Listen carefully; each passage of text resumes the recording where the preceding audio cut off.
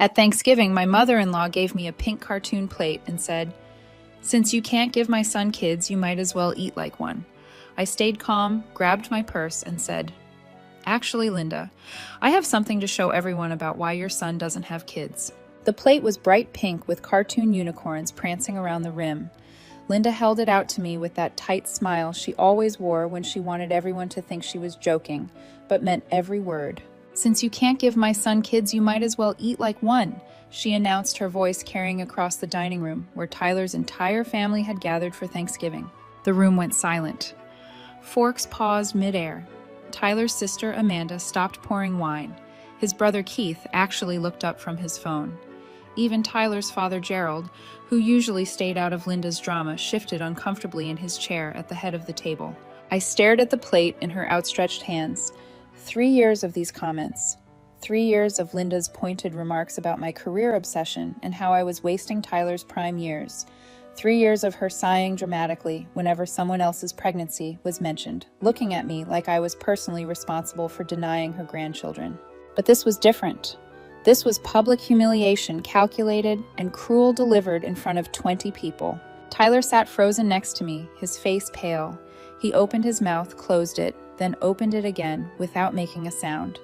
Classic Tyler, always freezing when his mother went too far, always needing time to process before he could defend me. I didn't have time for his processing anymore. "Actually, Linda," I said, my voice steady as I reached for my purse under the table, "I have something to show everyone about why your son doesn't have kids." Her smile faltered just slightly, but I caught it.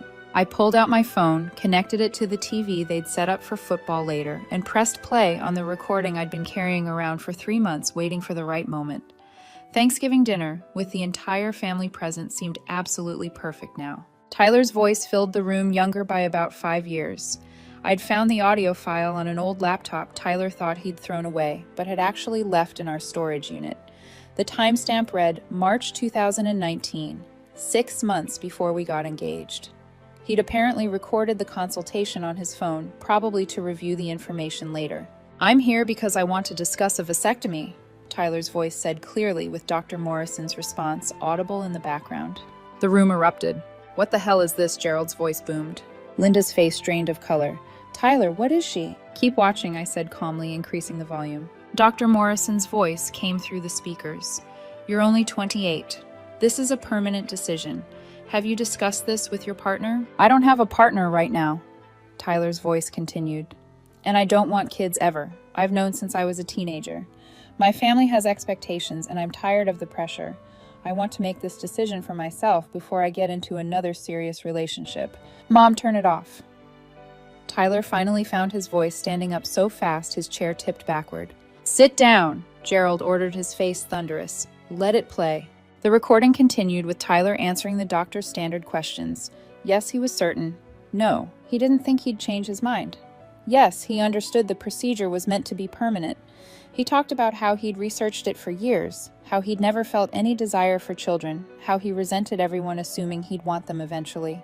"I'm going to tell future partners." "Of course," Tyler said on the recording. "I'm not going to trap anyone, but I need to do this now for me before my family tries to interfere." The recording ended with Tyler scheduling the procedure for 2 weeks later. I switched to the next file on my phone. Scanned medical records from his follow-up appointment that I'd found in his email. He'd been careless about logging out of his accounts on our shared home computer. The procedure had been successful. Sperm count 0. Tyler had been sterile for over 5 years. The silence was deafening. "You've known this entire time," Linda's voice came out as a whisper. "You let me blame her." "Oh, it gets better," I interrupted, pulling up my email app on my phone. "Tyler, should I read the messages you sent to your buddy Kevin from the email account you forgot to log out of on our computer, or do you want to?" Tyler's face went from pale to gray. I started reading aloud from my phone. "Dude, the vasectomy was the best decision ever. I just let Mom think it's Nicole's fault we don't have kids. She stops hassling me, and I don't have to deal with the constant questions about when we're having them. Nicole wants kids eventually, but I figure I'll deal with that later. Maybe she'll change her mind." Amanda gasped. "Tyler, you told me she was the one putting off having kids." I scrolled down. "Here's another good one from last month. Mom gave Nicole another article about fertility treatments today. I almost felt bad, but honestly it's easier this way. If Nicole knew she'd leave and I'm not ready to start over, She's perfect, except for the kid thing. You son of a, Keith said, standing up. Tyler held up his hands. Nicole, I was going to tell you when I asked. After another 3 years, after 5, were you ever going to tell me, or were you just going to let me waste my entire childbearing years with you? I thought you might change your mind about wanting kids, he said desperately. You're so focused on your career, because you kept telling me we had plenty of time. You said you wanted kids, but wanted to wait until we were more financially stable. I've been putting off promotions, turning down relocations, planning my entire life around a future you knew would never happen. Linda found her voice. Tyler, how could you do this to her? To me. I've been horrible to this girl because of you. Now you care, I turned to her. You spent 3 years making me feel defective, broken, less than. You've suggested fertility treatments, adoption agencies, even surrogacy. You've brought your friends' daughters to family events to show Tyler what a real family could look like. You've made every holiday about my failure to produce grandchildren, because I thought Linda's voice broke. You thought wrong. You wanted someone to blame, and Tyler handed me to you on a silver platter. I looked around at all of them. Do you know how many family events I cried through? How many times I've apologized for something that wasn't my fault? How many times I've wondered what was wrong with me? Amanda stood up and walked over to me, placing her hand on my shoulder. Nicole, I'm so sorry. I said things. You all said things. I pulled away from her touch. But Tyler let you, every single time. Gerald's fist hit the table, making everyone jump. Tyler James Hartley, explain yourself right now. Tyler sank into his chair. I panicked. Okay, I got the vasectomy before Nicole and I got serious. By the time we were engaged, I was already in too deep. I thought maybe she'd decide she didn't want kids after all, or we'd adopt, or you'd just keep lying, I finished. While your mother gave me cartoon plates and called me selfish at every opportunity. Linda was crying now, mascara running down her face. I need to apologize. Save it. I gathered my belongings. I'm not interested in apologies from any of you. Linda, you showed me exactly who you are, and I believe you. Tyler, you're a coward and a liar. The rest of you watched it happen and said nothing. Nicole, please. Tyler grabbed my arm. We can work through this. Maybe we don't need kids. Maybe. I yanked my arm away. I do need kids, Tyler. I've always wanted to be a mother. You knew that, and you lied to me anyway. You stole years from me. Where are you going? He asked, desperation creeping into his voice. I moved my things out last week. My lawyer will be in touch about the divorce. I paused at the doorway. Oh, and Tyler. I'm 33 years old. I saw a fertility specialist last month who confirmed I'm in excellent reproductive health. I have time to find someone honest and have the family I want. But you're going to be that guy who lied to his wife about being sterile for years. Good luck with that. I walked out, leaving the pink unicorn plate on the table. My hands shook as I drove to the hotel where I'd booked a room for the night. The adrenaline that had carried me through the confrontation started to drain away, leaving me hollow and trembling. I pulled into the parking lot and just sat there gripping the steering wheel, trying to process what had just happened. My phone buzzed incessantly. Tyler's name flashed across the screen again and again, then Linda's, then Amanda's. I turned it off completely and checked into my room, giving the front desk strict instructions that I wasn't accepting any visitors or calls. The room was generic and impersonal, which felt perfect. I ordered room service, a burger I barely touched, and took a long shower, letting the hot water beat down on my shoulders until the bathroom filled with steam. When I finally crawled into bed, I expected to cry. Instead, I felt oddly calm. Empty, but calm. Sleep came in fits and starts. Every time I closed my eyes, I saw Linda's face as the video played the shock and horror spreading across her features. I saw Tyler's desperate attempts to shut it down his panic when he realized I knew everything. I replayed Gerald's anger, Amanda's gasp, the collective silence of 20 people realizing they'd been complicit in the massive deception. Morning came with weak November sunlight filtering through the curtains. I turned my phone back on and watched the notifications flood in. 43 missed calls. 67 text messages, 3 voicemails from Tyler, each one more frantic than the last. There was one message I did read from my best friend Carla. Amanda just called me.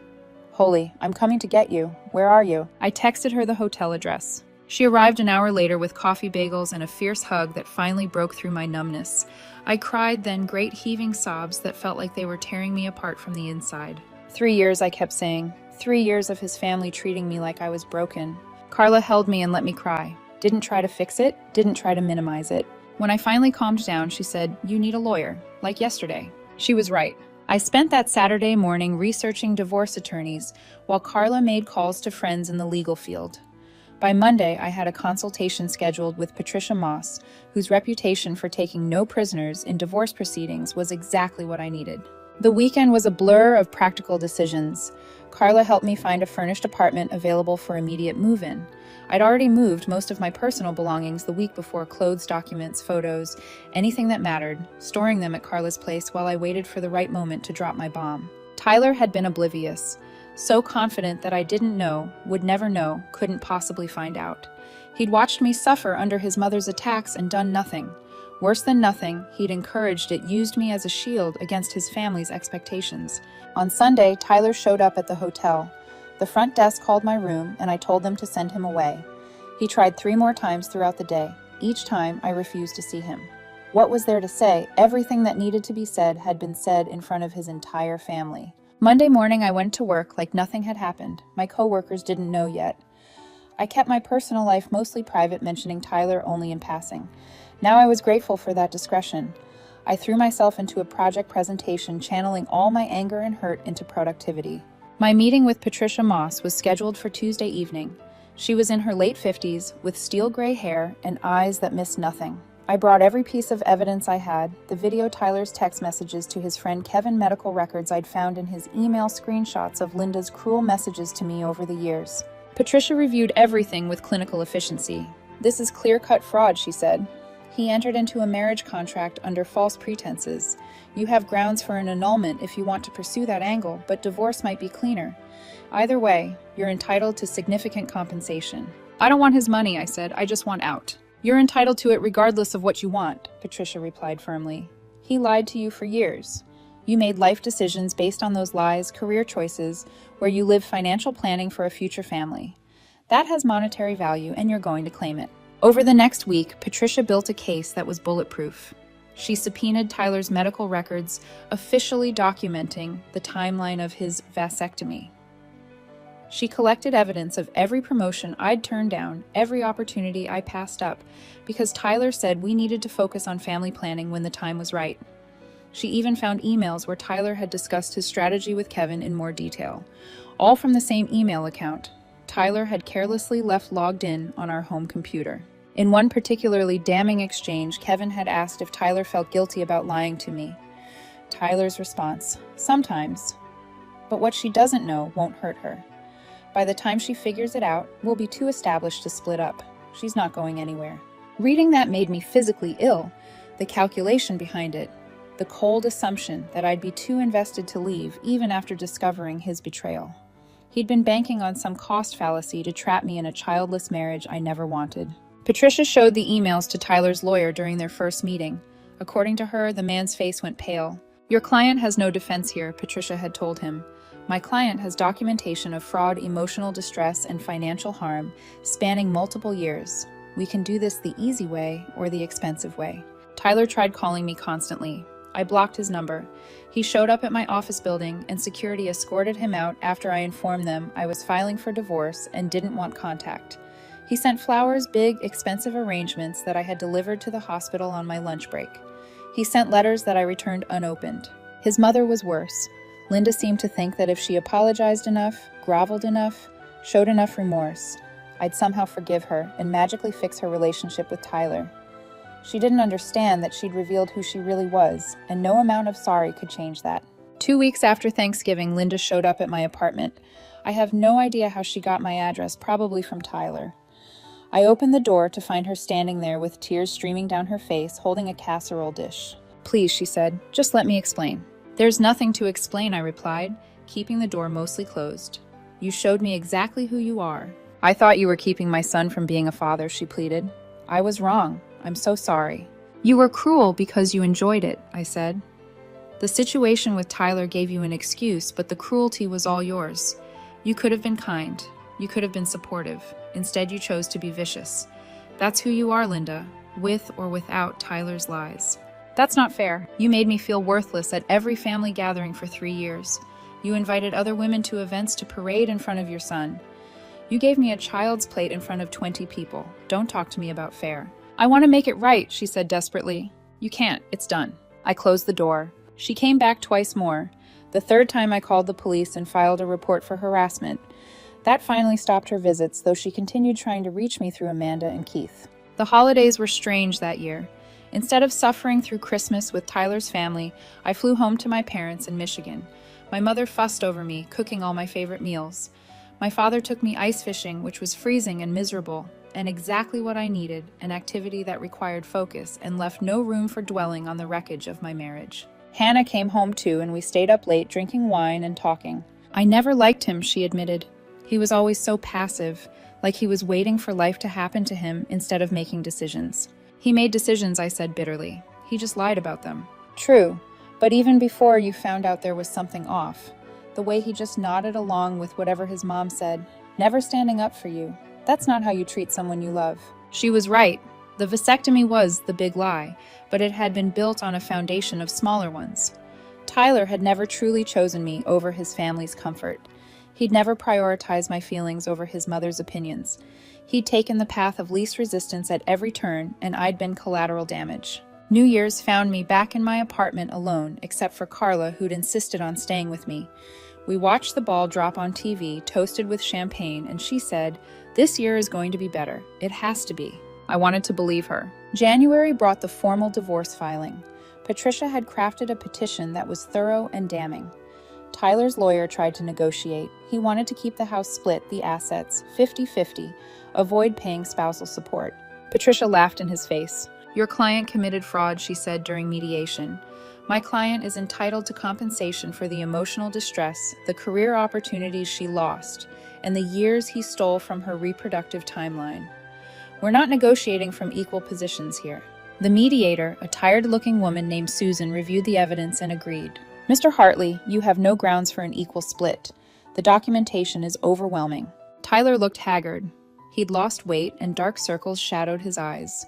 Part of me felt a flicker of sympathy, but then I remembered the cartoon plate, the years of apologizing for his lies, his smug text to Kevin about how I wasn't going anywhere. The sympathy died. We went back and forth for weeks. Tyler tried to argue that he'd been planning to tell me eventually, that he'd been scared that he loved me despite everything. His lawyer argued that emotional distress damages were excessive. Patricia countered with testimony from Dr. Harper, who evaluated me and documented the psychological impact of prolonged deception and emotional abuse. In the end, Tyler caved. I got the house, most of the savings, and a lump sum payment for pain and suffering. He kept his retirement accounts and his car. The settlement was fair, Patricia assured me, though Tyler's lawyer looked like he wanted to throw himself out a window. "He got off easy," Patricia said as we left the courthouse. "I could have dragged this out, made it much worse for him. Be proud of yourself for taking the high road." I didn't feel proud. I felt exhausted and sad and angry all at once. The process of extrication was complicated in ways I hadn't anticipated. We had joint accounts that needed to be separated, credit cards with both our names, insurance policies that needed updating, a mortgage that required refinancing once I decided to sell the house. Every piece of paperwork was a reminder of how entangled we'd become, how I'd built my life around someone who had been lying the entire time, how many decisions had been made on false pretenses. I purged the house before listing it. Anything that reminded me of Tyler or his family went to donation centers. Wedding gifts from Linda gone. Photos of family gatherings shredded. The expensive coffee maker Tyler had insisted we needed donated. I kept only what was mine, or what we'd chosen together before the engagement when things had felt honest. Carla helped me pack making jokes to lighten the mood. "This lamp is hideous. Please tell me this was Tyler's choice." "Actually, I picked that one." "Then you have terrible taste, and it's still going to Goodwill." We laughed, and it felt good to laugh about anything. The house sold quickly, a young couple expecting their first child. I felt a pang watching them walk through the rooms, talking excitedly about turning the spare bedroom into a nursery. That should have been me and Tyler. Except it never could have been, because Tyler had made sure of that 5 years ago. The closing process took 2 months from listing to final sale. I closed on the house the same week the divorce was finalized. 4 months after Thanksgiving, I was legally single again, financially stable, and completely unmoored. Who was I without the life I'd been building? Without the future I'd been planning? That's when I started seriously considering the move to Seattle. The promotion I'd turned down 2 years ago had been for a position in our Pacific Northwest office. My boss mentioned during a check-in that they were expanding the department looking for someone with my experience. Was I interested? I was. The interview process was quick. They knew my work and I knew the company. Within 3 weeks, I had an offer, better title, significant raise, relocation assistance. A fresh start in a city where nobody knew me as that woman whose husband lied about his vasectomy. My parents were worried about me moving so far away. Hannah was supportive but sad. Carla cried when I told her, though she insisted she was happy for me. "You need this," she said, wiping her eyes. "You need to be somewhere that isn't haunted by all of this." She was right. Every restaurant in town had memories. Every park, every coffee shop, every street corner. I couldn't heal in a place where I kept running into people who knew my story, who looked at me with pity or curiosity or judgment. 2 months after accepting the offer, I made my move to Seattle. The company put me up in temporary housing while I searched for a permanent place. I spent weekends exploring neighborhoods, getting lost on purpose, learning the rhythms of a new city. The condo I eventually bought overlooked Puget Sound. It was smaller than the house I'd sold, but it felt more mine. I furnished it slowly, carefully, choosing pieces that reflected who I wanted to be rather than who I'd been. Work consumed me in the best way. My new team was brilliant and driven. The projects were challenging. I had autonomy and respect, neither of which I had to fight for. They simply existed as baseline expectations. Nobody in Seattle knew about Tyler or Linda or the pink cartoon plate. I was just Nicole, the new senior manager, who worked hard and grabbed drinks with colleagues after tough deadlines. It was liberating. Therapy continued even after the move. I found a new therapist in Seattle, Dr. Martinez, who specialized in rebuilding after betrayal. Our sessions focused less on what Tyler had done and more on why I had accepted Linda's treatment for so long. "You were conditioned," Dr. Martinez explained during one session, "slowly over time to accept less and less respect. It's like boiling a frog. The temperature increases so gradually that you don't realize you're being cooked alive until it's almost too late." The metaphor was harsh but accurate. Linda's first comments had been subtle. Little jokes about biological clocks, casual mentions of other couples having babies. I'd laugh them off, not wanting to make waves. Tyler had assured me his mother meant well, that she was just excited about the prospect of grandchildren. But the comments escalated. The jokes became pointed. The casual mentions became orchestrated encounters with pregnant women and new mothers. The excitement became pressure, then accusation, then outright cruelty. And through it all, Tyler had done nothing. "Why do you think you stayed silent?" Dr. Martinez asked. I thought about it for a long moment. I wanted to be the perfect daughter-in-law. I thought if I could just weather the storm, prove myself, somehow she'd eventually accept me. "And what were you trying to prove?" "That I was worth loving, I guess. That I deserved to be part of their family." Dr. Martinez leaned forward. "But Nicole, you already deserve that. You didn't need to earn basic respect and decency. Those should have been given freely." The realization hit me hard. I'd been auditioning for a role I'd already been cast and trying to win approval that should never have been conditional. Linda's behavior said everything about her character and nothing about my worth. These sessions helped me understand that Tyler's lie about the vasectomy was just the most dramatic betrayal in a relationship built on smaller betrayals. Every time he'd let his mother insult me and stayed silent, he'd chosen his own comfort over my dignity. Every time he promised we'd deal with it later, he'd been kicking the can down the road. Every time he suggested I was being too sensitive or reading too much into things, he'd been gaslighting me. The vasectomy was catastrophic, yes, but even without it, the relationship had been built on sand. I started journaling, writing letters I'd never sent to Tyler and to Linda, pages and pages of anger and hurt and betrayal. Dr. Martinez encouraged it, said it was a way to process emotions without giving them access to me again. In one letter to Tyler, I wrote, "You turned me into a liar by proxy. Every time someone asked when we were having kids and I said someday, I was lying because of you. Every time I defended you to my friends who thought you were too passive, I was lying. Every time I told myself you'd eventually stand up to your mother, I was lying to myself. You made me complicit in my own deception." To Linda, I wrote, "You're going to tell yourself that you didn't know that you were a victim of Tyler's lies too. But the truth is, you enjoyed being cruel to me. The vasectomy gave you an excuse, but the cruelty was always there waiting for an outlet.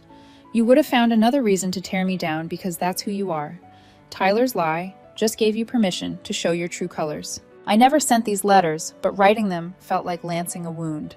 The poison came out page by page until I could think about them without my chest tightening. The Seattle social scene was different from what I'd known. People were friendly, but respected boundaries. Nobody pried into why I'd moved or why I was divorced. The few times I shared my story, usually after several dates when things were getting serious, the reactions were uniform, shock, and support. One date, a lawyer named Marcus actually asked if I'd considered suing Tyler for fraud. "You have a solid case," he said.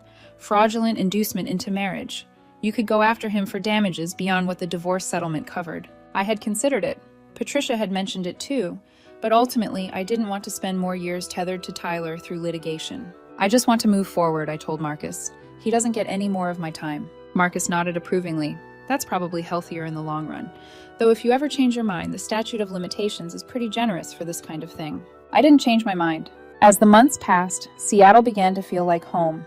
I joined a hiking group and spent weekends exploring the Cascades. The physical exertion was therapeutic, and the views from the mountaintops reminded me that the world was so much bigger than my failed marriage. I made friends, real friends, not couple friends who'd have to choose sides.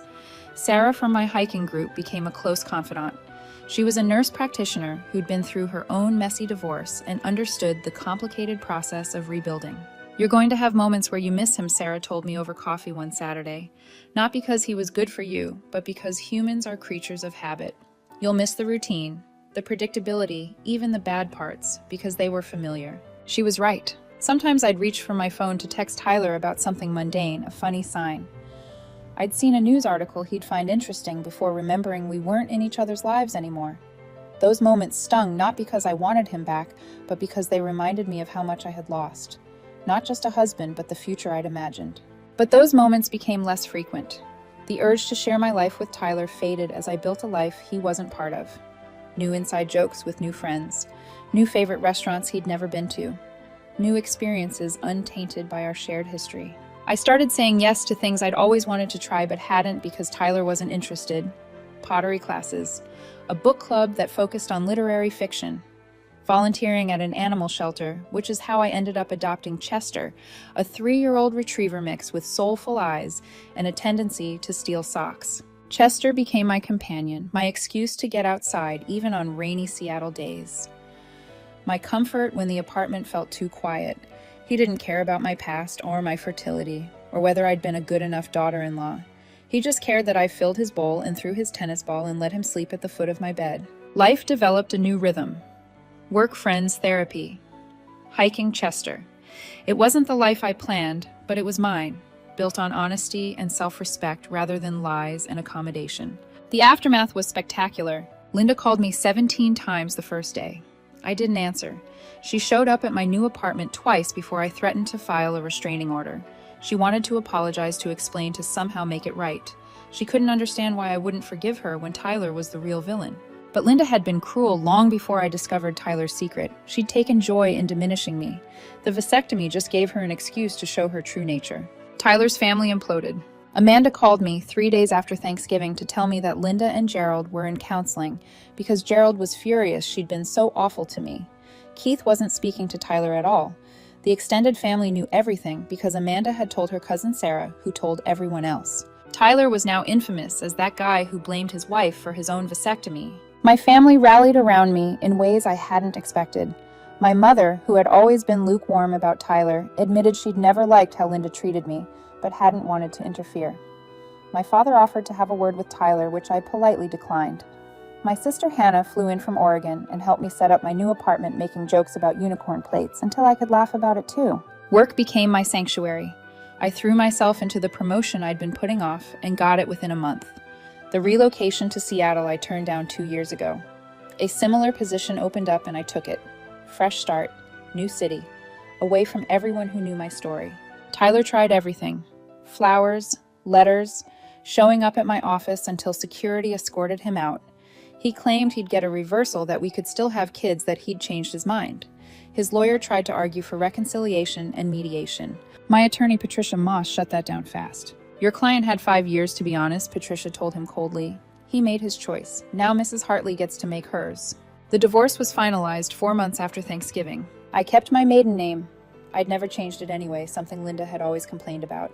Tyler tried to negotiate keeping the house we'd bought together, claiming he needed it because his family was local. Patricia argued that his family was part of the problem and that I deserved compensation for emotional distress. We settled. I got the house and sold it immediately, using the money as a down payment on a condo in Seattle with a view of Puget Sound. I blocked Linda's number, Tyler's number, and most of his family. Only Amanda kept my contact information, and I appreciated that she respected my boundaries, only texting occasionally to check in without asking for anything. 6 months after leaving, I started therapy. Dr. Harper specialized in betrayal trauma and helped me unpack everything. Not just Tyler's lies, but my own complicity in accepting Linda's treatment for so long. The ways I'd made myself smaller to fit into their family. How I'd apologized for things that were never my fault. You taught them how to treat you, Dr. Harper said during one session, by accepting the unacceptable. She was right. I'd set myself on fire to keep them warm, and they complained I wasn't burning bright enough. Dating felt impossible at first. How do you trust again after that? But Seattle was full of people who didn't know my story, didn't look at me with pity or curiosity. I joined a book club, started rock climbing, adopted a rescue dog named Chester, who slept on my bed and didn't care about my reproductive status. I went on dates, some good, some terrible, all honest. I told my story early now, not for sympathy, but as a filter. Any man who thought Tyler's behavior was understandable or that I was overreacting didn't get a second date. Then I met James at a fundraiser for the Children's Hospital. He was a pediatric surgeon, divorced, honest about his past mistakes. We talked for 3 hours. He asked about my plans for the future, and I told him honestly, I want kids. 2, maybe 3. Is that going to be a problem? Not even a little bit, he said, smiling. I've always wanted more kids. My ex-wife didn't, which was part of why we divorced. I was honest about it, went through counseling to make sure it wasn't just about replacing what I'd lost, and I've been waiting to meet someone who wants the same things. We dated for a year before moving in together. I needed that time to trust again, to believe that someone could actually be honest about their intentions. Really honest, not Tyler's version of honesty, where everything was a lie, wrapped in false promises. I made him meet Patricia, my attack dog lawyer, who grilled him over coffee. I insisted on complete transparency, medical records, financial information, relationship history. He provided everything without complaint. I get it, James said when I apologized for being cautious. Someone broke your trust badly. I'm not going to rush you. Take whatever time you need. 18 months after that first meeting, James and I got engaged. Small ceremony, just close friends and my immediate family. No one from Tyler's family was invited, though. Amanda sent a card wishing me happiness. A year after our wedding, I got pregnant. The ultrasound showed twins, a boy and a girl. James cried when we found out. So did I, but for different reasons than he probably thought. I was mourning the years Tyler had stolen the family I could have had sooner if he'd just been honest. Dr. Harper helped me work through those feelings. You can grieve what you lost and celebrate what you have, she said. Both things are true. The babies were born healthy 9 months later, Theodore James and Caroline Marie.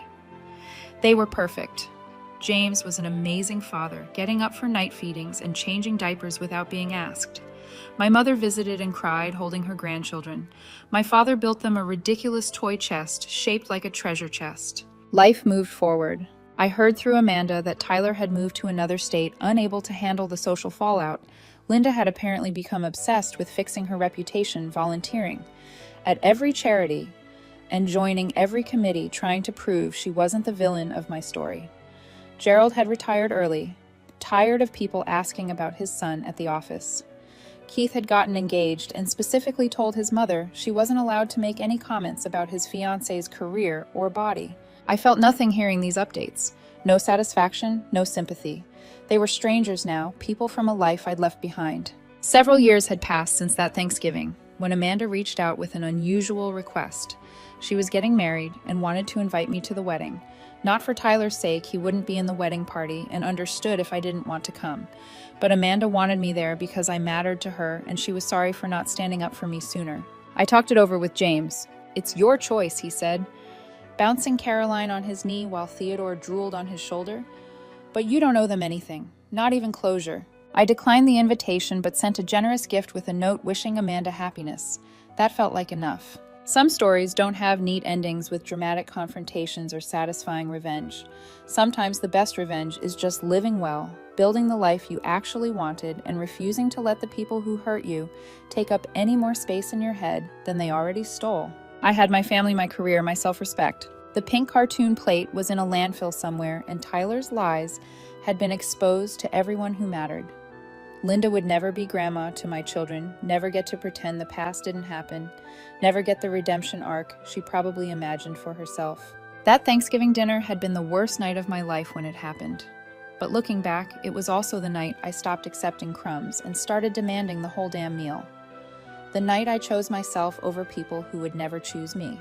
And on the days when the twins were screaming simultaneously and I was covered in spit up and Theodore had somehow gotten banana in my hair. I'd think about that moment standing in Linda's dining room, pressing play on that video, watching their faces fall as the truth came out.